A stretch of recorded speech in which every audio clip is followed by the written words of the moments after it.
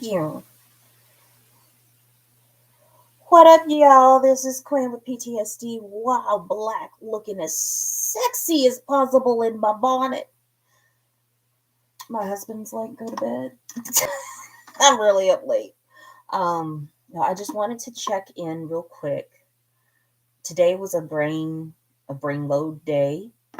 I chopped an onion. I didn't chop it. I cut an onion. I cut broccoli and washed it, and I made pot roast for dinner. And that used some resources that I haven't been able to use. I'm a little spacey today. Um, and I took out the trash just a little while ago, and coming back from doing that, I took out. It's normally my husband's job because it's hard for me to lift, but I took out the lighter bags as best as I could, and just doing the walk has kind of like made it hard for me to talk. So I still know I still have some of the brain stuff. It's still there. Hi, Keith. Um, so it's gonna do what it does, you know. Um, just checking in with what my brain injury does. Well, hi, welcome. I talk about random things here. And this is more of me just doing like a little check in. Where's my hubby? A little check in on how my brain is still. I might sound brilliant some days, and then came to speak about the doco. I don't know what that is. I don't know what that is. Oh, okay. Yeah. Yeah, I'm not doing that tonight. But this is more of like me doing a check-in with for my doctor. Um yeah. Um no problem. No problem. Yeah, usually when I'm up in that and have enough brain I can do those things, but today's a nope.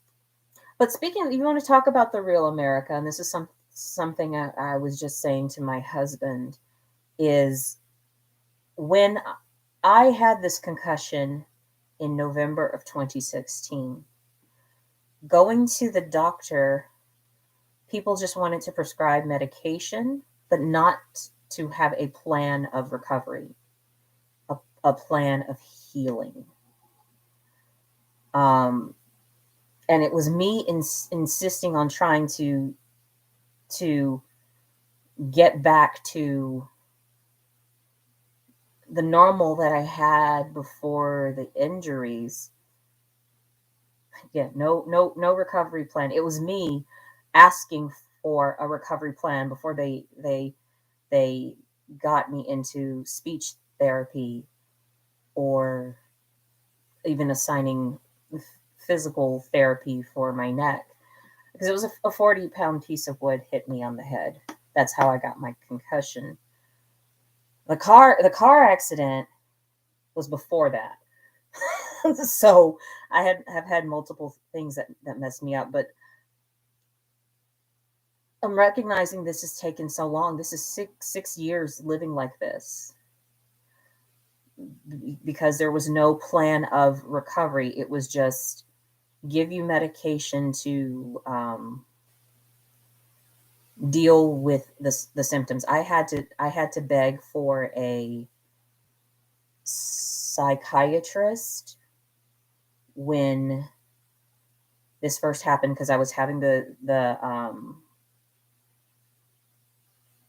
I was dealing with the physical issues left from the brain injury and confusion, but then also the emotional issues where I was crying, upset, angry because there was no emotional regulation. The part of my brain that got injured. Affects that. And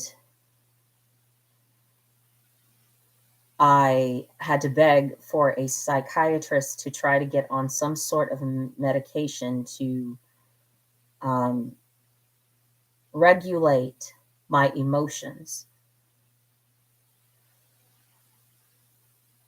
Yeah, but of the least, this psychiatrist, because I realized I needed medication, and my body wasn't doing it on its own of being able to regulate. My body was fighting itself on top of this.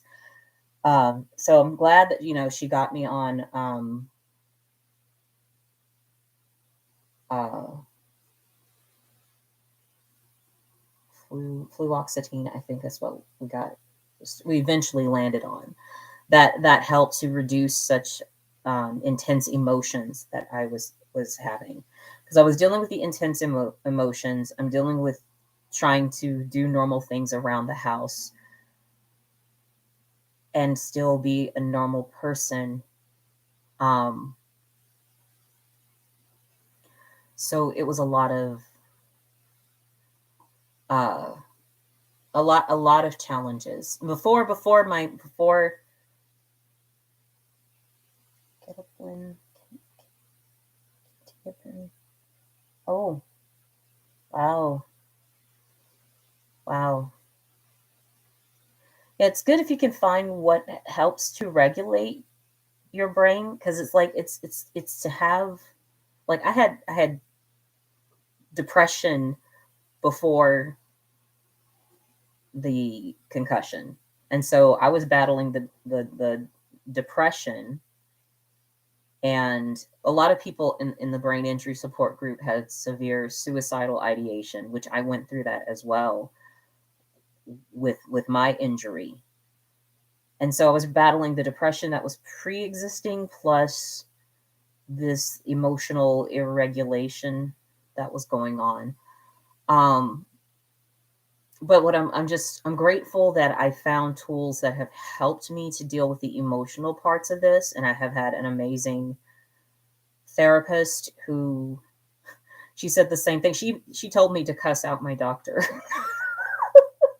My therapist told me to cuss out my doctor um, when when it came to like not having a treatment plan, but it being expected to earn, but not having a plan of getting back to being somebody who can earn. Um, and luckily, my doctor got on board a little bit, but we're still building that process. And my point of just checking in tonight is just taking out the trash, chopping vegetables, and cooking dinner was a lot to confront shame. Yes, thank you. That's what I was wanting to talk about. That's what I wanted to talk about, confronting shame, because the shame of not being able to do the things that I used to be able to do. The shame of not being able to earn how I used to earn. I was a workaholic and an over volunteering kind of person. Um, and then just the shame of not being able to contribute to society like I used to be able to. Um, that has stopped me. The shame of I was a competitive. Um, yeah, exactly. I was a competitive public speaker in Toastmasters before my injuries, and so like not being able to do what I used to be able to do, there was a lot of shame around that. And I love that you said shame is the painful belief that you don't belong or have no value. And I thought I have no value because I can't do what I used to be able to do. And there are people who've been participating in the stalking and whatnot that are like, oh, you should just get a job. You should just figure yourself out. I'm like, have you lived my life just yet? And that's just adding shame that I've been dealing with for the past few years. Um, And I've been addressing the shame, and I love that my therapist is so good. She's like, you have worth and value if all you can do is lay in bed, and you're just a talking head, because you still have worth and value because you're teaching the person who is caring for you compassion, how to connect with another person. So I thought that was a really beautiful, uh what's that called, where you reframing. Yeah, yeah. And it's sad that we do this to ourselves. I think the more that I accept myself as being human and having my limitations, um the more I accept myself, the more opportunities become available. Yeah. And what's the opposite of shame? um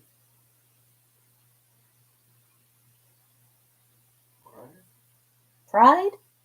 Pride. Having value and worth. Yeah. The degree to which I can feel shame is the degree to which I can feel pride in my worth. And that's a good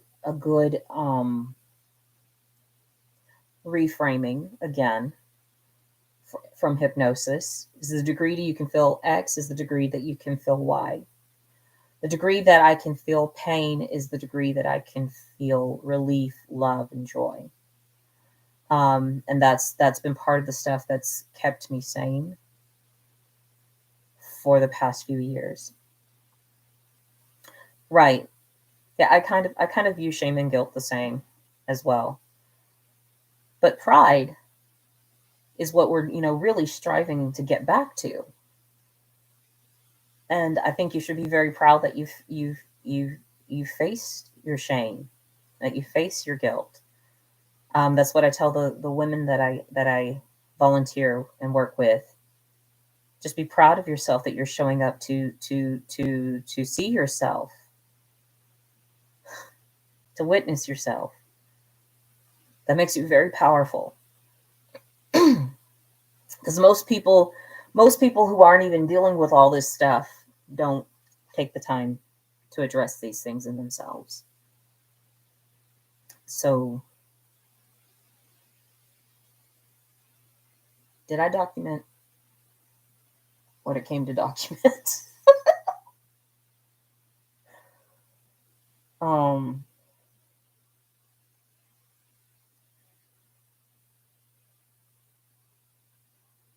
I needed, yeah, I need to go to bed.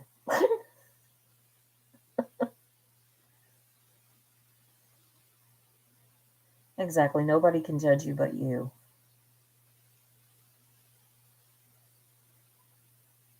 Yeah.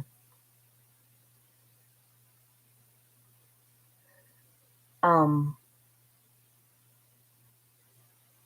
so sorry, I was just doing this mostly to document what the symptoms were, but it's just that they're still here, but they're not as bad as they used to be. The stuttering isn't as bad. It's just more of I'm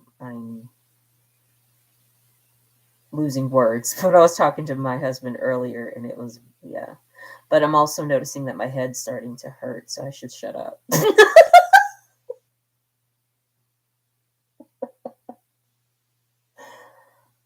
uh yeah. But anyway, I'm gonna love this brain. I'm gonna love this body and what it can do, and I get to be surprised and excited about the things that I can figure out. And oh shit, how's this beautiful brain of mine going to surprise me next? uh Anyway, um yeah, so I think that's the other thing too is just to be able to come here and say that I have great days and I have not so great days. And I still, I still am a bad mama jamma.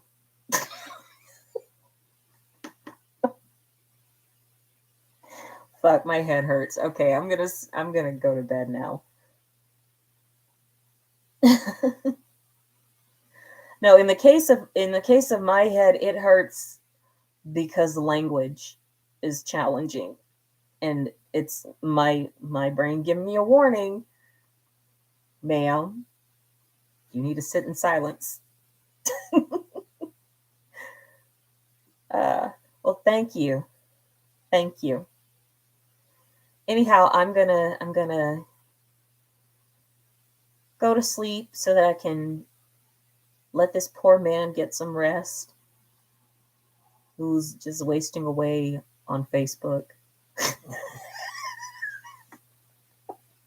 And then I'll be useful in the world tomorrow. Ba-dum-bum. Oh, thank you. And there are many of us that are, yeah. It's just stuff happens. Anyway, I'm gonna go to bed, and I'm wishing you a good night, something that is restful, loving, and healing, and that you take good care of yourself. All right. Till next time. Peace.